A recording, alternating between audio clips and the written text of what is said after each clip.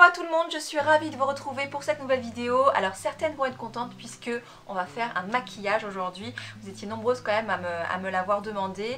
Et pour une petite explication, pardon, si je fais un petit peu moins de make-up, c'est juste que je me maquille beaucoup moins, et ce que je fais c'est sensiblement la même chose que ce que vous avez vu dans mes 10 dernières vidéos, j'ai envie de dire. Donc c'est pas très intéressant. Là toutefois il y a les fêtes qui approchent, je me suis dit que ça pouvait être sympa de faire un maquillage un peu plus chargé, donc quand même il y a plus de choses à vous montrer, donc c'est plus intéressant. Donc on va démarrer tout de suite. Donc moi je me suis bien hydratée la peau, je me suis hydratée le dessous de l'œil, j'ai mis un baume hydratant sur les lèvres, et j'ai quand même bien hâte de passer au fond de teint parce que bon, voilà quoi. Alors c'est parti, on démarre par une base pour le visage pour garder le fond de teint toute la journée, même si, soyons honnêtes, un petit coup de repoudrage entre temps est toujours nécessaire. Mais bon, ça aide quand même.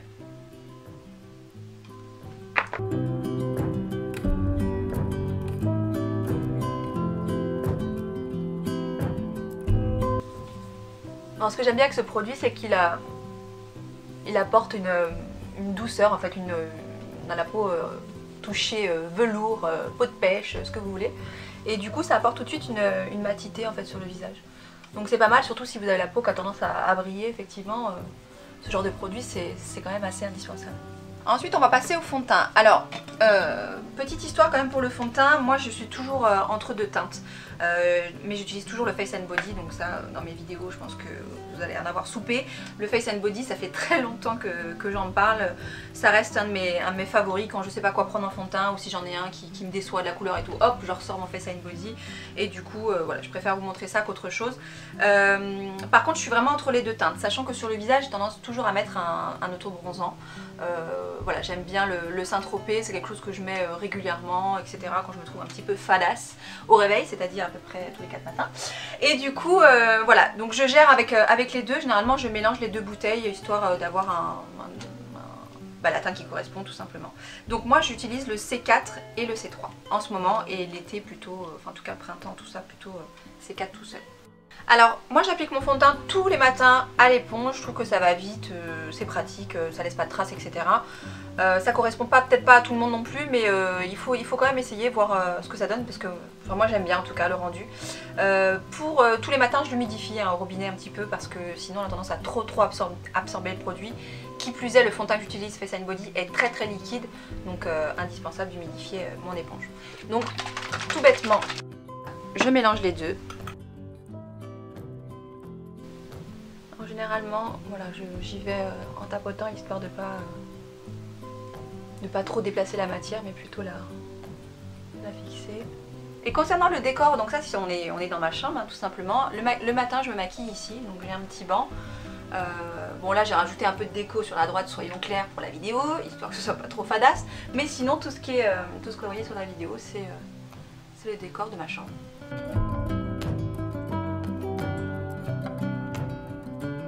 Alors concernant le fond de teint, j'en ai rajouté une petite couche parce que comme je fais un maquillage de Noël, je veux quand même avoir le teint assez nickel et pas forcément naturel, hein, soyons clairs. C'est une soirée, donc la soirée on a tendance à en rajouter un petit peu, et vous allez voir sur les yeux, ça va aller de mal en pis. J'applique un petit peu d'anti-cerne, correcteur, enfin il sert un petit peu à tout celui-là, et je vais venir en fait tout simplement corriger le dessous de l'œil. Donc celui-là c'est pareil, ça fait un petit moment que j'utilise, je le rachète à chaque fois. C'est le NC25 de chez MAC.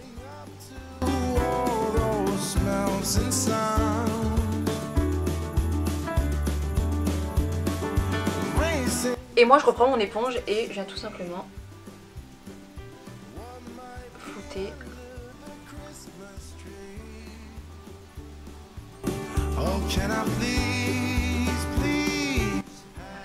Du fait de reprendre la même éponge, cela dit, ça unifie les deux couleurs en fait. Ça, du coup, l'anti-cerne qui est plus clair avec le fond de teint qui est un peu plus foncé, et ben on obtient la bonne couleur du fait qu'il reste un petit peu de produit sur le fond. J'applique la poudre pour fixer tout ça. Donc j'utilise la Blot, donc la Medium Dark. Elle va apporter en fait de la matité surtout, et c'est ce que j'aime bien. Alors moi j'aime bien tapoter mon dessous de l'œil, parce que je viens quand même de mettre de l'anti-cerne pour éviter que ça file dans les plis.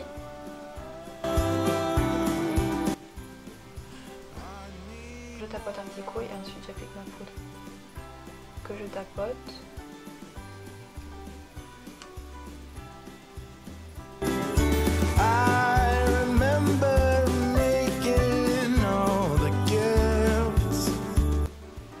Ensuite, avec un gros pinceau poudre, je viens tapoter, voilà, pour apporter un peu de matité. Mais je vais venir repoudrer un peu comme j'expliquais, c'est un maquillage de soirée, donc bon, j'ai envie que ça tienne un bon moment. Donc je vais venir appliquer après de la poudre avec une houppette pour vraiment bien fixer le... Mais la blotch, je l'aime vraiment bien parce que dans le quotidien, voilà, à n'importe quel moment de la journée, une petite retouche, comme elle apporte pas trop, elle modifie pas trop la couleur, ça apporte juste un peu de matité, c'est top.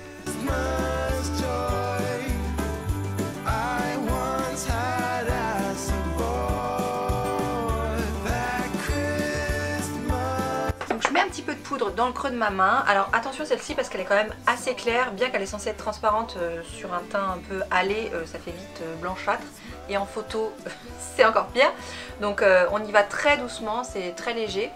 Et je vais venir prendre ma houppette, je vais venir chauffer un petit peu la matière. Et voilà, principalement sur la zone T. Au niveau des sillons, là ça a tendance toujours à filer un petit peu dans les plis.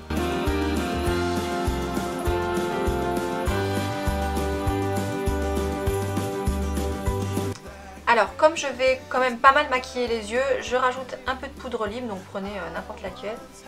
C'est juste pour éviter en fait que, enfin, il y aura certainement des chutes, pour éviter que les chutes adhèrent au teint et du coup fiche tout le travail en l'air que je viens de faire. Donc, vous avez juste l'air ridicule pendant 5 minutes. Je vais appliquer une base à paupières, donc là en l'occurrence c'est la Bobbi Brown. Pareil, ça fait un moment que j'utilise, je la trouve très bien.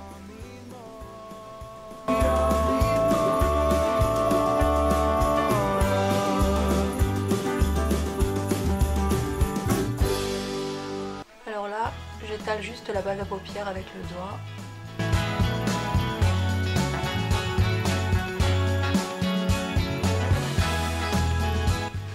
Et voilà.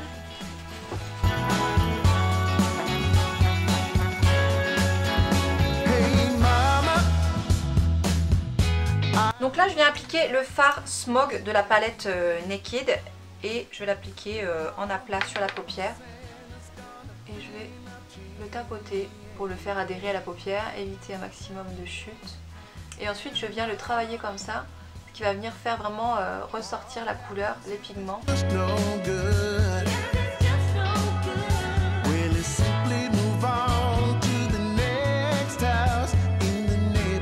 Bien évidemment, on n'oublie pas de flouter, donc au niveau du creux de l'œil comme ça. Et je remonte très légèrement. Je reprends mon pinceau plat pour faire le deuxième œil, accessoirement. C'est bien, c'est là.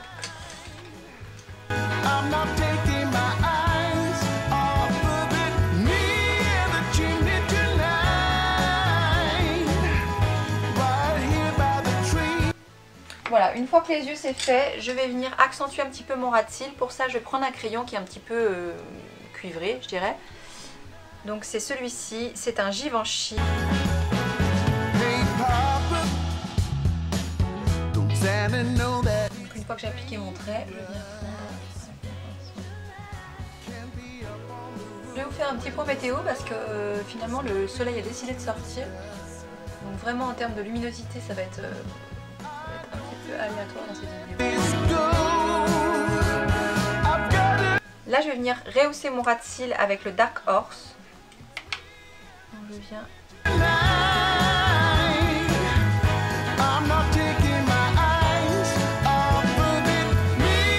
Ça avance, ça avance. Je vais venir appliquer des faux cils, forcément qui dit fête dit faux cils, hein. C'est le moment ou jamais. Donc ceux-ci sont un petit peu longs. Donc je viens couper un petit bout.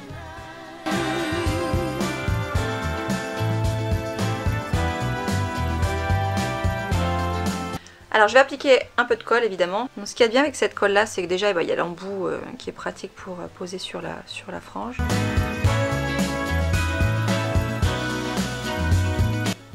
Donc Donc la colle paraît un peu bleu-violet là tout de suite, certainement à l'écran, mais pas de panique. Après elle devient collée.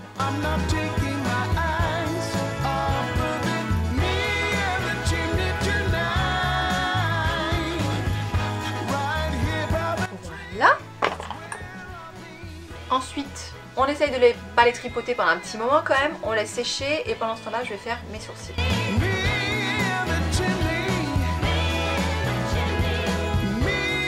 Je les coiffe un petit peu vers le haut. Vous voyez, j'ai encore quelques trous quand même ici.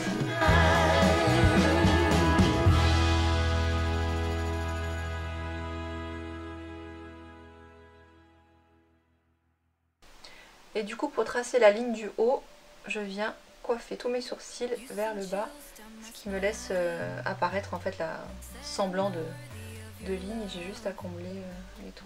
Pour terminer sur les sourcils, je vais appliquer un peu de... Bon, là il va venir fixer et en fait unifier un petit peu la couleur qui peut être parfois des fois un petit peu trop foncée ou quoi, et du coup il va venir adoucir un peu le sourcil.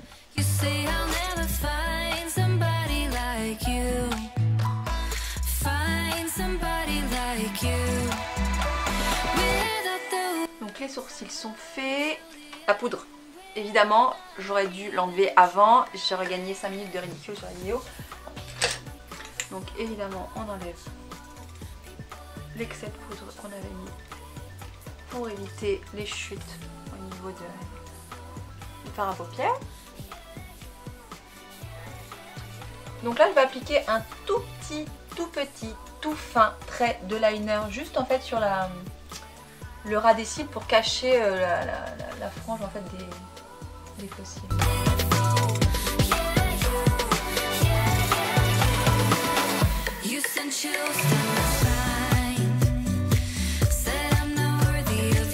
Je vais passer à l'application du mascara. Je vais vous donner une petite astuce, mais je vais avoir du mal à la faire parce que là, en prenant le miroir et le mascara et le pinceau, ça va être compliqué. On va essayer quand même.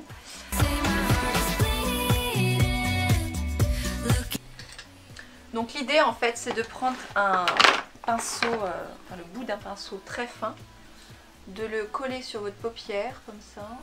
Et du coup, pour appliquer son mascara, ça évite d'en mettre partout sur sa paupière. Donc si vous avez les cils qui sont très longs ou si vous avez tendance à être un petit peu cochon quand vous maquillez, ben n'hésitez pas à mettre votre pinceau. Toutefois, quand on l'enlève et on le remet, d'abord on essuie, sinon ça peut être encore pire que ce que c'était. Et du coup là, pourquoi je fais ça aussi, c'est parce que comme j'ai appliqué des faux cils pour venir coller, même si c'est pas un très joli mot, coller les vrais cils avec les faux cils.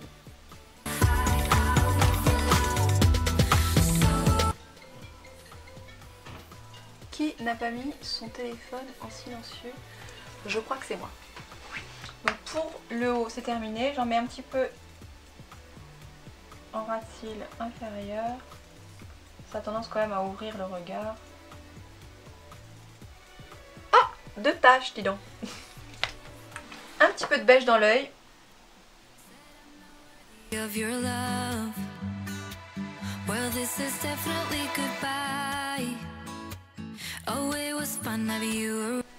Donc le bronzer ou la Benefit à base.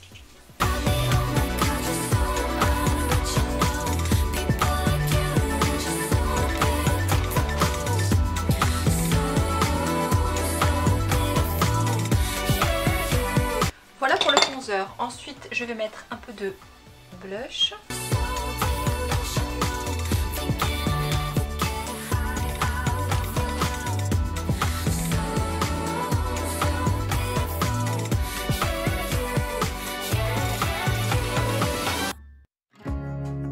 Je vais appliquer un peu de highlighters.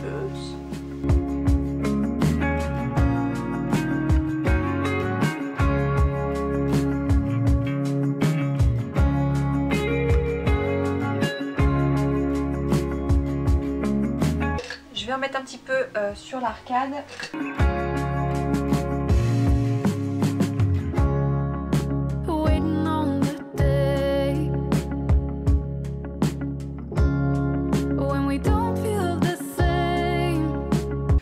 La touche finale, un petit peu de rouge à lèvres. Là en l'occurrence il est très rose celui-là, je l'aime bien mais faut y aller mollo. Enfin disons qu'on peut doser, soit on accentue effectivement, on a un rouge très, enfin un rouge rose, plutôt un rose très prononcé, et on peut y aller à tâtons et juste tapoter, et là dans ce cas là on a un effet un peu lèvres bien mordues quoi.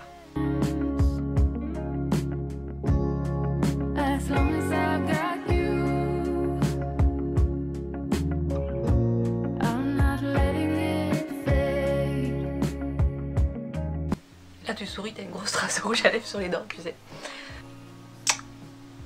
Et bien voilà, ça c'est un maquillage quand même qui est assez chargé, mais toutefois bah, ça rend bien. Donc c'est quand on est maquillé comme ça, ou qu'on aime bien se voir comme ça dans la glace, on se dit bon finalement je pourrais le faire tous les jours, ça passerait quand même. Mais ça prend trop de temps.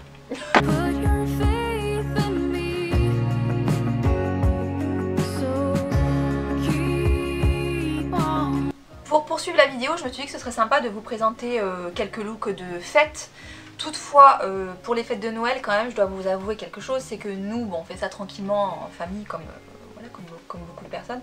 Du coup, les petites robes à sequins qui sont très gênantes, avec les chaussures hautes comme ça, c'est pas le soir de Noël si tu veux, c'est plutôt tranquillement, une petite blouse, une petite chemise, ou voilà, quelque chose de joli, un peu dentelle ou quoi, mais pas non plus la robe hyper transparente ou le truc voilà, de fou. Non, on va se le réserver pour le nouvel an, ça sera mieux. Je vous montre un petit peu en vidéo.